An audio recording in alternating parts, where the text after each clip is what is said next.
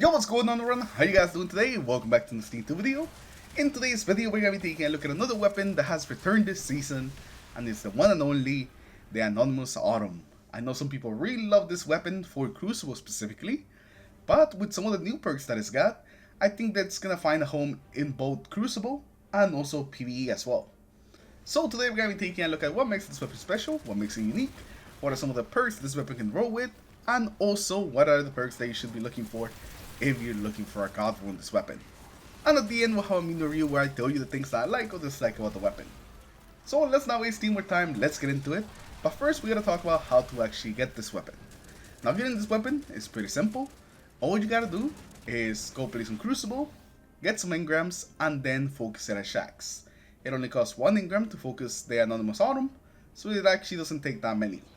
Now the Anonymous Autumn is a lightweight frame sidearm, so it's got some really good handling, and you also move faster when this weapon is equipped. And it comes with 2 different origin traits. The first one is One Quiet Moment. Whenever you're not in combat, you get increased reload speed and also handling. And the second one, and also the better of the 2 I think, is going to be field tested. Whenever you do some damage to enemies, it's going to increase the range, stability, handling, and reload speed. So you get a bit of extra stats just by doing damage. Now this weapon, since it's a playlist weapon, it's got a ridiculous amount of perks. Come on, just look at these many perks. So we should just get into it. We should just get started. So we'll just quickly go through all of them, what I think of them, if I think they're going to be good in Crucible or in PvE. And at the end, we'll give you guys some god roll suggestions so you know what to look for. And let's start with Attrition Orbs. Attrition Orbs are not really going to be great on either PvP or PvE. You'll definitely get more use out of it in PvE, but it's not going to be much. After that, we're going to have Closing Time. It improves range, accuracy, and handling as their magazine gets lower, and this one's going to be pretty okay in the Crucible.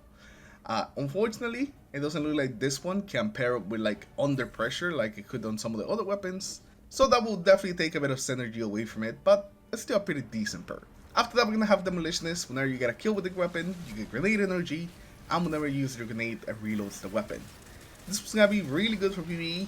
I think that this is going to be like probably one of the best perks for PvE. While in the Crucible, you won't really get as much from Demolitionist, so it's better to go with other perks. After that, we're going to have Discord. Discord is just not really good on like primary weapons. You get ammo refunded, but you already have unlimited ammo with a primary weapon, so just gonna skip out on Discord. After that, we're going to have Enlightened Action. Whenever we do some damage, we get increased reload and also handling. And this one's going to be pretty decent. Definitely something that you can use, especially if you're looking for something to increase the reload speed. The next perk that we have is actually another reload speed perk. It's Eddy Current. Whenever you sprint, it'll increase the reload speed, and also if you're amplified, it'll increase the reload speed. This one's gonna be another decent reload perk. It gets really good once they're amplified though. It's just gonna be another decent reload perk, nothing really super special about it. Next though, we're gonna have Lone Wolf. This one gives you increased aim assist, aim down sight speed, and also airborne effectiveness. And you definitely get the most out of this perk when you're alone, because all those stats are increased. This one could actually be pretty decent for like competitor with trials. That's where I can see this weapon or this perk really shining. After that, we're going to have Offhand Strike. Whenever you get some final blows, you gain additional range, stability, and accuracy when firing from the hip. It essentially just makes firing from the hip a little bit easier and accurate after you get a kill. I don't think that this perk is really that great. If it didn't have that part where it says that you have to get a kill first, it'll be a lot better. But since you have to get a kill first before this perk even does anything, I just don't recommend it. Rangefinder is up next. This was going to increase our effective range, as well as give us a bit of extra zoom. So the weapon overall is just going to have a little more range, and that is going to be great on a sidearm. Sidearms, no, are pretty close range weapons, so adding a bit of extra range to that is definitely going to be pretty great. After that, we're going to have Strategist. Whenever we get some kills, we're going to get some class ability energy. This one can be pretty great for builds, especially if you have a build that involves like using your class ability a lot. This could be something that you really like. After that, we're going to have To the Pain. I don't think To the Pain is that great on this weapon. It can be on other weapons, but this one's already so snappy, and you have just other better perks that you can go with. I don't think that you're going to be able to really take advantage of To the Pain on this weapon specifically. And the last perk that we have on this weapon is going to be Send Moment. Causing damage to this weapon reduces the recoil and flinch over time. If you're looking for something that increases your stability, if you think that the weapon just kicks a little too much, then Send Moment is going to be it. Now for the Crucible, I definitely think that you want to go either Lone Wolf, Send Moment, or Rangefinder actually. Those would be like my go-to picks for the Crucible. But for PvE, I would go in Light in Action if you want a reload perk, or if you want some utility, you could go Demolitionist or Strategist. So these are the perks that we're gonna have for the second perk, and I don't think I've seen this many like damage perks in a long time, just in one weapon. So we're gonna be starting from the top with a Dodgeo. Whenever you get a kill, it decreases the rate of fire, but they will also increase your damage. Now what this is gonna decrease your TK, it's not gonna be by much, so I would say to just go for a different perk if you're looking for a damage perk. Next up, we have a Jal Junkie. Whenever you get a kill with a grenade or the weapon is gonna increase your damage. Again, this one doesn't really increase it as much as some of the other perks, so I would say also skip out on the Jal Junkie. After that, we're gonna have Desperate Measures. Now with one stack of Desperate Measures, it doesn't really do too much for your TTK. It just makes you getting that optimal TTK a little bit easier. You don't have to hit as many headshots. But with 2 stacks, it does drop it quite a bit. But since in the Crucible, most of the time you're probably gonna run around with the 1 stack of Desperate Measures, I would just say skip it. Next up, we're gonna have Frenzy. After being in combat for 12 seconds, it's gonna give us 17% increased damage, 100 handling, and 100 reload. And this will only go away whenever we become out of combat. So it basically means that we're gonna have it all the time, as long as we're shooting something or getting shot at. This one's gonna be like a really good PvE perk.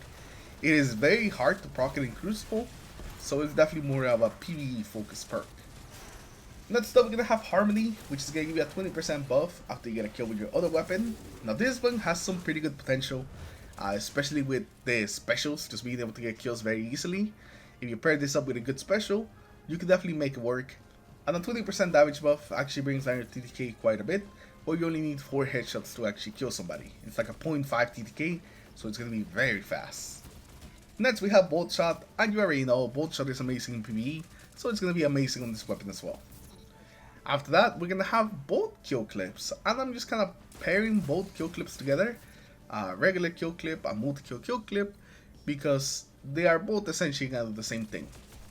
With the kill clip damage and 1 stack of multi-kill kill clip, they're both going to reduce your TTK to a 0.5, requiring 4 headshots to kill. So whether you get multi-kill kill clip or regular kill clip, they're both going to be really good at reducing your TTK. Now Precision Instrument is definitely different from the other damage perks, because unlike them, you don't actually need a kill with Precision Instrument, which already kind of gives it a bit of an advantage. And while it may not decrease your TTK as much as something like the kill clips, it does actually make it so you can reach the optimal TTK just so much easier and every single time without needing a kill. So because of that, I actually think Precision Instrument is really great on these types of sidearms, lightweight frames. I would definitely recommend it. Next up, we're gonna have Rampage. Whenever you get some kills, you get increased damage, and this one just cannot meet the threshold to actually lower your TTK, at least at 1 stack, so I would say skip it. After that, we're gonna have Surrounded. This one's gonna be pretty decent in PvE. You're always gonna be closer to enemies if you're using a sidearm, so you should always be able to take advantage of that 40% damage increase. And the final perk that we're gonna have on this column is gonna be Swashbuckler. Unfortunately, this, like some of the other perks like Demo, just won't give you enough damage to actually lower your TTK, at least at 1 stack, and I wouldn't recommend it. I recommend that you just go with some of the other damage perks. They'll just be much better. Now for Crucible, for this column, I would recommend either of the kill clips, multi-kill kill clip, regular kill clip. If you get one of those, you're gonna be in a pretty good shape. Like I said, they essentially do the same thing, which is just lower your TK to a 0.5, needing 4 shots to kill. Another really good one though is gonna be Precision Instrument, because it makes reaching that optimal TTK so much easier, and it's also active without needing a kill. Now for PvE, my 2 go-tos would definitely have to be Boltshot or Frenzy. Frenzy is going to give us a ton of stats, a ton of reload speed, and it's basically going to be active all the time in PvE. Well, Boltshot is just Boltshot. It's fantastic in PvE for ad clear and jolting targets. Now let's take a look at some god rules. The very first one here is going to be Lone Wolf plus Precision Instrument. This one's going to be the more consistent one. It doesn't require a kill or anything like that, and we get a bunch of stats from Lone Wolf. So this one's just going to be really good at dueling people. The other role would be Send Moment plus 1 of the kill clips or Precision Instrument. It really works with any of them.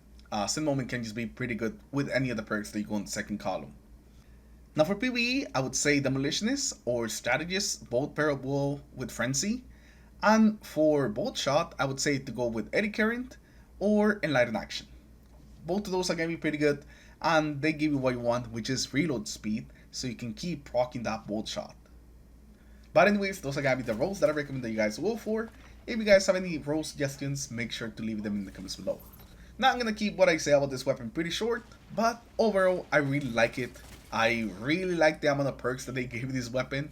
It really gives you like a ton of choices, but they definitely skewed it a little bit more towards Crucible, and it shows with all like the damage perks that it's got. So this is going to be a fantastic sidearm in the Crucible. If you like using sidearms there, then definitely give this one a try. While still having some pretty nice PvE perks that can make this part of an arc build, or whenever the sidearm mods come back around, this is something that you could use. But anyways, with that, we're going to end today's video. Hopefully you guys have enjoyed it. Leave a like if you did, dislike if you didn't, subscribe to the channel in case you guys aren't already. And I'll see you guys in the next one. Take care everyone, have a good rest of your day. Peace.